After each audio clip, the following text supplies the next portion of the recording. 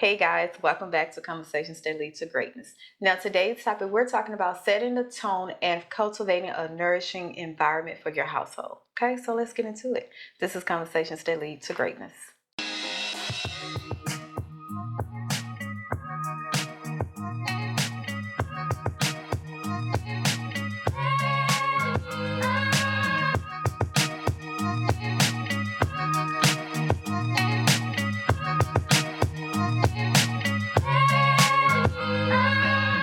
My name is Akeisha Smith. And I'm Lester Smith. And welcome to Addicted to Greatness Coaching Podcast, where we educate, motivate, and inspire you to break free of your limiting mindsets in marriage, faith, and finance that hinders your ability to create the life you desire, okay? You. So if you're into personal development content or you're married and you're looking to step it up to that next level, please feel free to subscribe. Press the subscription button down below and hit the notification bell. Okay? We see y'all watching, but I don't know if y'all pressing the button. No, press the button. Just saying. Press the button, y'all. Subscribe. Don't be just watching. It's free. It doesn't cost you anything. Yeah. But your finger, like your muscles. That's it. Press the button. Yeah. Right? Yeah. Okay, babe. So today we're talking about setting the tone and creating and cultivating a environment where everyone in the household can thrive and flourish and tap into their greatness. Okay? And do I need to explain why it's important? Yeah, go ahead. I do? Yeah, why not? Because I didn't think so. We're in the coaching and teaching realm, so some people need to be taught. Oh, okay. Yeah. So the reason why you want to have a nourishing and flourishing environment is because everyone is growing. It's an environment where everyone is showing love. Everyone should be growing. Yeah, everyone should be growing. Everyone is showing love and everyone is happiness. So when you create the environment, that helps everybody in the household tap into their greatness. Go to that next level, become their highest self, become their greater self.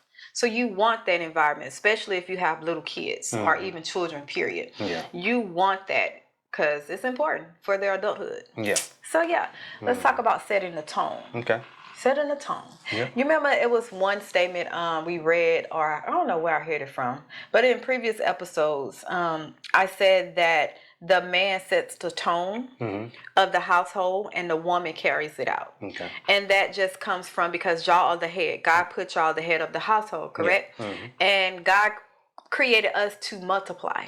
So anything you give us, we multiply. Yeah. Okay? Yeah. So if you give us chaos, we're going to give it back to you. Yeah. But a little better. You know what I'm saying? So if you give us peace, happiness, and joy, we're going to multiply that. Yeah. You give us your sperm, we make a baby. Give us a house, we make it a home. Yeah. So it's like everything you give from the man, whatever you set that tone, we're going to carry it out times 10. I like that. That's why I want to go important as setting a tone, but speak more to the head of household.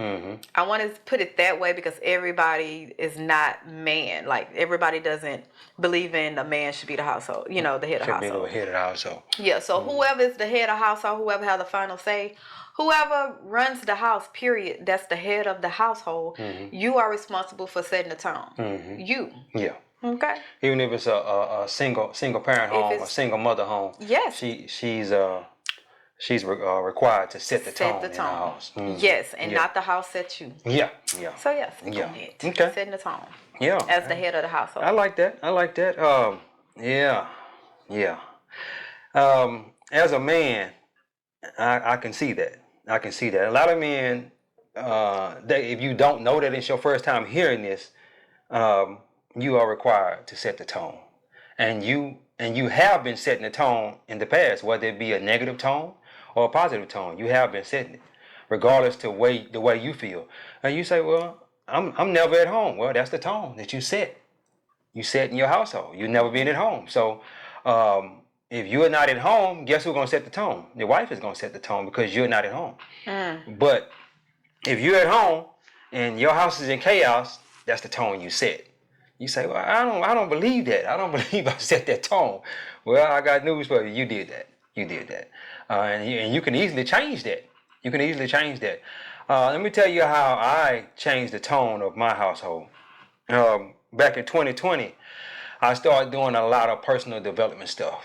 a lot of personal development, trying to better my life as a person, trying to get closer to God and all that. I ain't gonna say I tried to get closer to God. I did get closer to God, because trying is a weak word.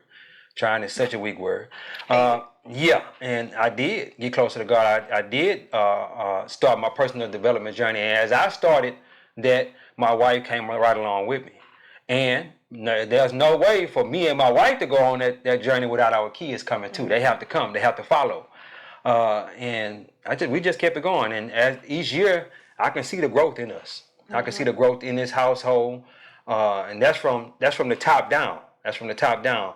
As being the head of the household, I can see that I'm cultivating and molding my wife, and she's cultivating and molding our kids. And she's not just doing that by herself, we're doing that together. But anyway. Yes. And that's the thing, when we talk about setting the tone, basically it's just the way the house run, like whether it's the attitude or the characteristics, the character of that household. Whoever runs that household has the final say so on what goes on, in a sort of sense, but not in a condescending, macho way. Okay, so keep that in mind. We're not talking about one better than the other. Okay, it's talking about who have the final say. Who if everything was to fall down, who would be responsible? Because it's crazy. Everybody wants to be a leader, but nobody wants to take responsibility when it's time to take responsibility for something that's bad or something that fall down. You see what I'm saying? Yeah. So that's what I'm talking about. And when we talk about setting a tone, it's more of the standard of how your household is going to run. What is your standard? Are we going to come? Are we going to be negative? Are we going to be gossipers? Are we going to talk about other people? Are we going to be condescending? Are we going to be obnoxious? Like, that is the tone you set, because at the end of the day, if the head of the household is have those characteristics, it's going to trickle down to the wife or the mother. Whoever is nourishing the kid is going to trickle down to the kids, and the kids is going to grow and thrive in that area.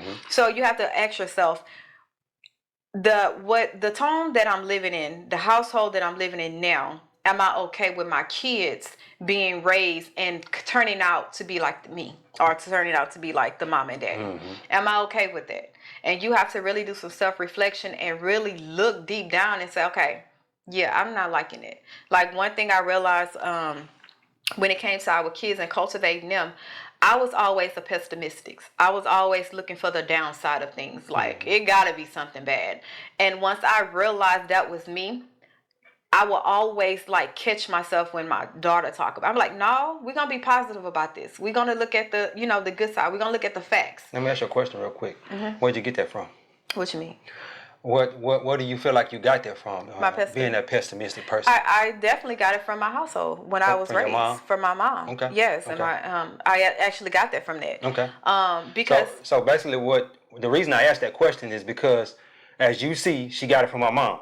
So your child can get that from you. Exactly. So you got to be very careful, and it'll still be in them as adults. That's why I wanted to ask her that question. It's definitely, because it's not going to get out until they recognize it and say, no, this is wrong, and change it. Like, you can recognize it. As an adult, you can recognize the wrong.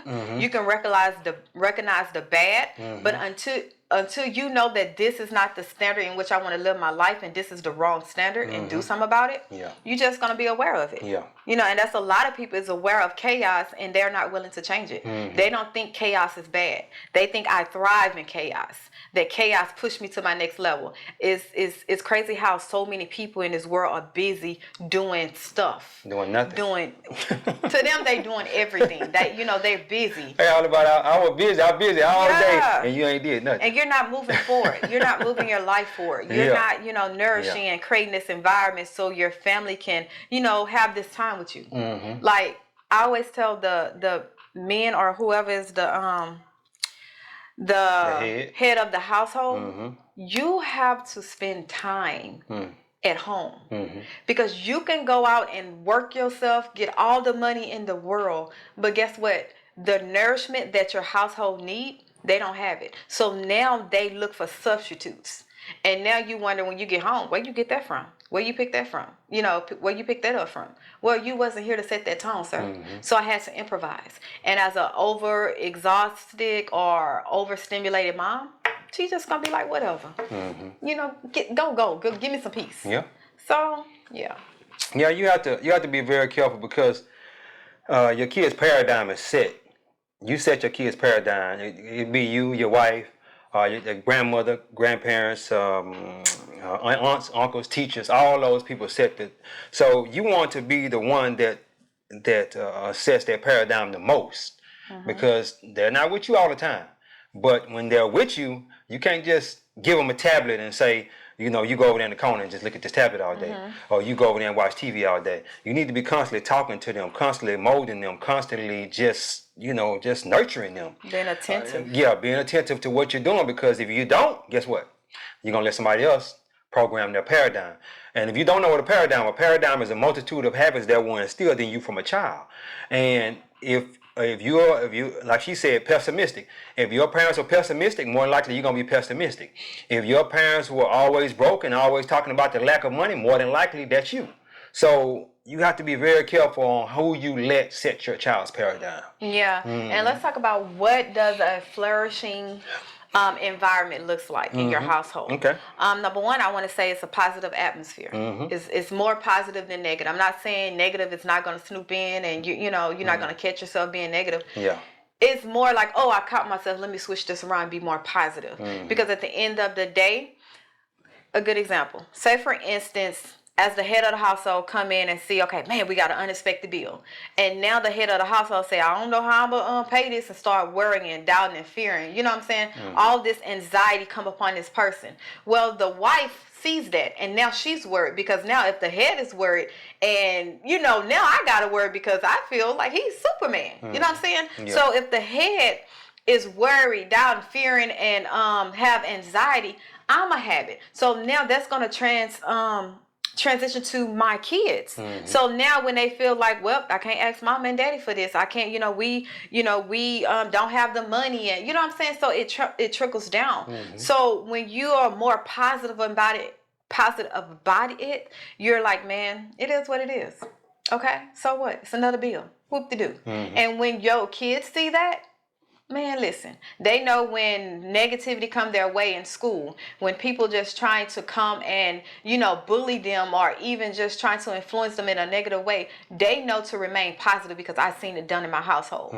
And mommy and daddy don't play no negativity. They don't play about that. Yeah. So setting that positive atmosphere. Yeah. That is the main thing. Yeah. Yeah. Okay. I like that. The next thing is sense of peace. Yeah. We did an episode last three things a man needs from his wife. Yes. 3 things a man needs from his woman, or something like that. We said wife. Okay. We wife qualities, benefits. Okay, so go look that video up. She gonna tag it, Yeah. right? Yeah, she gonna tag it on there so y'all can look for it. And peace was a big deal. Sense of Peace. Yeah, so if I go out, I'm in chaos all day. From the moment I leave this house, because I'm driving down the road, people cutting me off. I'm just letting people bother me. I'm just letting things bother me, and I get to work. That's bothering me. I get off from work. I'm headed home. That's bothering me because I'm back in traffic again. When I come home, I need that sense of peace. I need that sense of peace. And I come to the door. Hey, babe, how was your day, babe? Well, my day wasn't too good. Okay, you want to talk about it? And if I say, no, baby, I don't want to talk about it. I just need me a shower. I need to, kick back a little bit. Maybe we can talk about it later. Then, you're like, okay, babe, well, we'll talk about it later. Don't just, get all in his face, you know what I'm saying, or get all in her face and be like, we need to talk about it now, you know what I'm saying? No, don't do that. Don't do that. Just let them be. Give them that peace, the peace that they need. My wife is my peace. She needs to be my peace at all times. She needs to, if I'm in a doubt, let me tell you something. The Lord knew that a man needed a woman. He knew that. That's why he took the real and made woman. It's not good for man to be alone, because he knew that man was gonna come home after a hard day's work and this and that, and be in a doubt and despondent mood, a fear-based mood, like, man, how we gonna make it, this and that. And he need that woman to say, hey babe, everything gonna be all right. Everything gonna be all right. We got this. We're gonna work through this, and we're gonna make it happen. We're gonna make it work. You know what I'm saying? He knew that. God knew that. That's why he did what he did. Yes. Yeah. But anyway, go ahead. And that's crazy because it goes all back into setting that tone. Yeah. Whoever is the leader of that household, Yeah. whoever has the final say, you set that tone of peace. You give peace. Yeah. Whatever you want to receive, you give it. Yeah. You give a woman peace, guess what? She's going to give you 10 times peace. Exactly. So it's all about what you give. Yeah. That we go and take what you give us and nourish it, create, cultivate it, and give it back to you tenfold. Yeah. That's the whole point of this thing. Yeah. Whatever you give a woman, she multiplies it. Hey, just think about that, what I just said. If I've been giving my wife peace, right? She been having that peace. When I come home, guess what she gonna give me? She gonna give me that peace. She gonna say, baby, I understand, you had a bad day, but hey, we're gonna work, we're gonna get through this. Everything gonna be all right. And that's what you need as a man. And after you done had a bad day or you done got into it with somebody, whatever. Hey, that's what you need. And women need that too. Yes. We give them that too, And but we give peace. It's like our peace is different, and God knew that. Yeah. The peace we need is in security. Yeah. We don't need to worry about what God put on y'all. Like God have us to work in our femininity to sit back and multiply, to sit back and develop the thing and nurture. That's our whole agenda as a woman. I don't know where we got away from that, where we just feel we want to take the role of a man. And well, the thing about it is, where they come from is the single parent, the single mother household. These guys running off and leaving these women, leaving these women to raise these kids by themselves. So that's where I think that's where that masculinity came from, and that all goes back to slavery. It does. I'm telling you, because let me say this: when they was basically breeding us. They was breeding us. As the men, they'll have 15 women and one man breed all of them. And he supposed to just go on and just leave that baby. You know what I'm saying? And do whatever. Go back out there and work. And he don't know. And that woman go to another slave plantation, and he don't know where that baby is. Yeah. So that was bred in us from the beginning. If you really want to think about it. But yeah, you got to be very careful with that. Very careful. Oh. She don't like when I talk about that, y'all, but hey, that's the truth, though. It's the truth. I read this book called The Miseducation of the Negro. I want y'all guys to check that out. We actually have that book, The Miseducation of the Negro, and it explained about how a lot of different that stuff and how that stuff went on back in the day, and how they miseducated us in the school system and whatnot. They wanted the white kids to be smarter than the black kids and all kind of stuff like that. But anyway, yeah, go ahead, Beth. Yes. I forgot where I was going. Yeah. What was we talking about? Yeah, we talking about being that peace. You being that peace. Okay, yes. So whatever you give a woman, she's gonna multiply it. Okay. Another example of a nourishing, flourishing environment is love, understanding, and support. Like those things are the key for everyone. Everyone in your household need love. They need understanding, and they need support. And they need you. When I say understanding, they need to be understood on the way that they relaying stuff to you. It's not you interpreting, you mean this. No, you wrong. You supposed to do it like this. No. Whatever I come to you and openly communicate to you, my feelings, that's what I mean. Yeah. That's my understanding of what I'm feeling. But we might interpret it as something else, so we need to ask questions. You need to ask questions to get that understanding. To get the full understanding, get the full scope. Seek first to understand, then to be understood. Yes, and that's the environment that produces growth and development. Because now I'm able to look at you and look at you with love. You see what I'm saying? Not just pointing the finger, not just condemning, not just telling you, no, you wrong, don't do this, and reprimanding you. I'm able to look at you with grace and love and understand that, hey, you finna grow in this. You're growing. All I got to do is give you that understanding and that support. You're going to grow to that next level, and I have grace on that. And that's why I say it's kind of one of the important things in a household, because you can have the love, but without the understanding and support, that love gets construed into you don't love me. Because support means you love me. It means you really love me. You love me. You really, really love me. She went somewhere. I don't know where she went. I love you. I thought it was a movie. It was in my head, a movie. Okay. I don't know where. It was an old time. Okay, you don't know where you got that from. You just saying it. You really love me. Yeah, But yeah, yeah, and the last thing is open communication. yeah, There yeah. have to be open communication in your household. Mm-hmm. That's from the mom, the dad, all the way down to the kids. Yeah. You have to have a level of open communication and a level of vulnerability that I can come to my parents, I can come to my kids, I can come to my husband, I can come to my wife and be open about my feelings and how I'm feeling. Mm-hmm. Without getting judged, Yeah. without getting reprimanded, without getting, looked at crazy or shunned down. Mm-hmm. Open level of communication is a must. Yeah. I said in the previous episode that a man needs a woman that he can be vulnerable with. Mm-hmm. If I can't be vulnerable with my wife, who can I be vulnerable with? Mm. I need you to think about that. This is my wife. This is my life partner. I need to be able to. I need her to be my life partner. I need her to be my wife. I need her to be my lover. I need her to be my counselor. Mm-hmm. I need her to be everything. We're all that, man. All that. I need her to be all that. And if I can't get that from her, then who can I get it from? Mm. Just think about that. So, in a level of vulnerability, Vulnerability. in the area of vulnerability, right?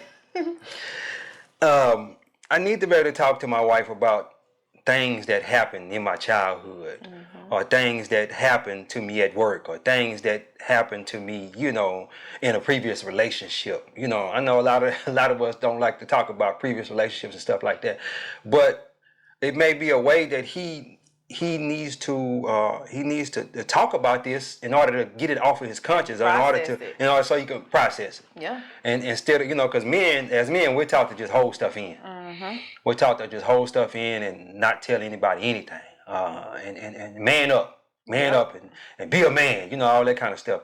But as I sit back and look at the place where we're at now, we're in a whole lot better place than we was 10 years ago, even 20 years ago. And the reason I say this is because we're going to therapy, we're going to counseling, and when we have, some of us have wives that we can talk to them about these situations that we went through. Maybe we were molested, maybe we have somebody to talk about that. But yeah, that communication level is serious. It's very serious. Mm-hmm. And I just want to speak to the wives when it comes to your husband vulnerability. Mm-hmm. I would say when it comes to that, don't beat it down. Mm-hmm. Don't try to make them open up to you. Mm-hmm. All you are responsible for is cultivating an environment that if and when he's able and willing to come and open up to me about whatever it might be he's holding in, I'm there holding it and cherishing it and caring for it carefully. Mm-hmm. What I mean carefully what I mean by that is with care. Mm-hmm. Whatever my husband lay in my hands, I'm going to care for his soul. I'm going to care for it. I'm going to pray for him. I'm going to cover him. I'm going to be his shoulder. I'm going to be there to nourish him back to who God called him to be. Mm-hmm. That is your position as a wife when it comes to your husband. Mm-hmm. Because you have to think about it as a man. Because they are taught to, don't show emotions, to man up, and like they're taught all these social norms. It's hard for them to even think about opening up to what happened to them. Mm-hmm. It's even hard for them to even think about telling you some deep, dark secrets that nobody else knows but God. Mm-hmm. It's hard for them. And let alone it's hard for them to admit to themselves that, hey, I have a problem. Something is wrong. This what happened to me is not okay. Mm-hmm. Because it's shunned down. Mm-hmm. So when that opportunity come, listen, put your pride aside as a woman, put yourself aside, and ask God to help you and show you how to care for the vulnerability of your man, of your husband. Yeah. Because if you mess this opportunity up one time, he would never do it again. Yeah, he ain't gonna never It's open gonna it. take some prayer, some fasting. Yeah. It's gonna take God coming down and opening this man's heart. Yeah. And I feel that that's the area as wife that we drop the ball. Mm-hmm. And so many of our men are so afraid to open up. Yeah. Because we drop the ball. When we get mad, we bring all that stuff up that he disclosed to us. When we divorce or break up or, something happened where we're not seeing eye to eye, we bring all that and put it back on Front Street. Mm-hmm. Like I vow, and even with me, I vow to never do that because I don't want that to happen to me. I don't want him to treat me like that. Yeah. So why would I be so careless with my husband's vulnerability? Mm-hmm. Like, I'm the one to be like, hey, babe, you need to talk, whatever you need. And even with me saying this is what I do as a wife, I'm a coach, I'm a pray. I'm a nourish. I'm a be there fighting and fasting for you. That's letting him know that, hey, he can open up. Yeah. Because listen, I've been through it. I understand it. I'm still going through it. Mm-hmm. So yeah, women, we have to play our part. Get back in our femininity and become who God called us to be as a helpmate. A helpmate to him. Whatever he give us, we multiply it. Replenish. Yeah. And another thing too, don't go beating him down about you need to talk to me about this, or do you have anything you need to talk to me about. Don't do that. Yeah. Don't do that. Just let him come to you when he's ready. And the reason being is because he knows when he has that woman that he can be vulnerable with. There's a point in time when he knows that he has that woman that he can be vulnerable with, and he's not going to be vulnerable until he he has that woman. Because let me say this: some women you just can't be vulnerable with them. I'm just being serious. Some women you just can't be vulnerable with them because they're gonna beat you down with that information that you gave them. Because they are unhealed. Yeah. Because of themselves. Yeah. Yeah. Yeah. They're gonna beat you down with that information. So, fellas, I'm with you. I'm with you on that. I'm with you too. I'm with you on that. Because I held in a lot of things for a long time because I didn't feel like I had the woman that I needed to be vulnerable with. I did. Yeah. I did. And she'll tell you, I've come out with a lot of things here recently that that she didn't hear of or to my way back when, because I feel like we were in a state of turmoil. Yeah. Turmoil. So how can I be vulnerable with a woman I don't even know if we're gonna be together? But when I knew that we was good, then I can be vulnerable with this woman and tell her, hey, man, I went through this, or I did that, or whatever. I can tell her whatever now. So we're good now. But yeah, don't beat them over the head with asking when you gonna tell me this, or do you have anything to tell me? Just keep asking that over and over again. He knows if you're the woman that he can be vulnerable with. And some things he probably ain't gonna never tell you. He probably gonna take it to the grave. And that's the thing. It's a time and place for everything under the sun. Exactly. That's why I always say when you're talking about a husband and a wife, that's why prayer is so important. That's why having a close relationship with God is so important independently.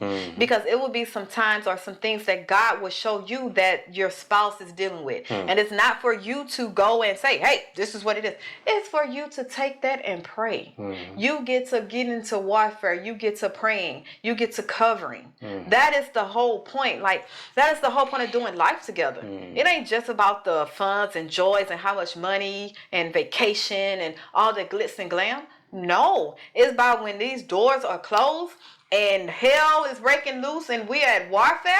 Listen, we got each other. Yeah. Nobody's gonna come between us. Even if one person is probably gone, I'm gonna be there praying and fasting. Yeah. Like, I don't care what nobody say, you cannot get through life without prayer. That is your weapon. Yeah. And it's a weapon that so many of us is misusing and not understanding the power that it holds. Prayer is your weapon. Yeah. Yeah. But yeah, it didn't meant to go that way. But hey, God, have your way, right? Yeah. Yeah. Anytime we speaking, we always pray that God have His way with us. So yeah. if you get that vulnerability, you know what I'm saying, or whatever we give you, that's from God. That's from God. You can I promise you that. You know what I'm saying? Especially in these last probably last 15, 20 episodes. Because we getting closer and closer to God, and as we get closer to Him, y'all gonna get that too. And it's crazy because it'd be like, dang, God, like, I ain't want to share that. Let me tell you something. Let me tell you something. It out here. When we don't want to do this. We really don't want to do this. To be honest with you, I know I don't. I don't know about her, but I know I don't. Not to this extent. Because we're private people. I ain't gonna necessarily say we private as in a sense where we don't nobody know nothing about us. No, people. Let me say this: in these episodes, people have learned more about us than we've ever talked about in person. That's what I mean by that. And the reason being is because, first of all, nobody has really asked us about it, and second of all, we keep our life pretty private. We don't even post a lot on social media like that. You know what I'm saying? As far as our private life is concerned, I'm pretty sure most of y'all ain't never seen our kids. I'm just saying, just being honest, because we're private individuals. So to the level that that we're talking to you guys and whatnot, this is a whole new thing. And you know what? You know what I realized? This is a form of healing. It's a form of healing. It's a form of therapy to get in front of this camera and do what God called us to do and give y'all our revelations and our testimonies. You understand what I'm saying? So as we do that, and by all means, I'm telling you, I really don't want to do this. But it's obedience, man. it's obedience to God. God called me to do this. God called me to do this. So guess what? I got to do what God called me to do. And it's crazy because it's going to get a next level. Yeah. Like, I feel like God is taking us to this next level of being vulnerable. And it's not to the point where it's just like, hey, tell all your business. No, it's for you to show. It's for other people to see, hey, they're not perfect. Hey, they help me. They can help me. You know what I'm saying? It's for us to realize that everybody going through this, but nobody's willing to talk about it. Everybody just want to share the good parts of living in the kingdom. Nobody want to share the down parts, the sad parts, when you doubting God, when you mad at God, when you questioning. Nobody want to show that. And I feel that that's like me, where I'm at now. I'm vulnerable. I don't care what you think. Like, and it took me a long time to get there. It took me going through this process of being obedient and saying yes to God for me to get to the point where I don't care what nobody else say. I'm going to obey God more than I obey anything or anybody else. I'm going to obey because I'm out here. And when you out here, you don't have a choice. Like, listen, you don't have a choice. So, yeah, it's all good, y'all. Hey. Y'all get to know me because I'm not no, Sadidi. What I was called? What used to be called? I used to call you stuck up. That wasn't. It was there. I just didn't. I was shy. Yeah. And I learned that later on that she was shy. Yeah. I learned that because I cared about what people thought of me. Yeah. And by her caring about what people thought of her, it made it look like she was stuck up. Made it look like she was just what am I trying to say? B-I-T-C-H. Let's be honest. Just being honest. Because when I would bring her around, people were like, she don't talk. You know what I'm saying? I'm like, well, she don't really talk at home either.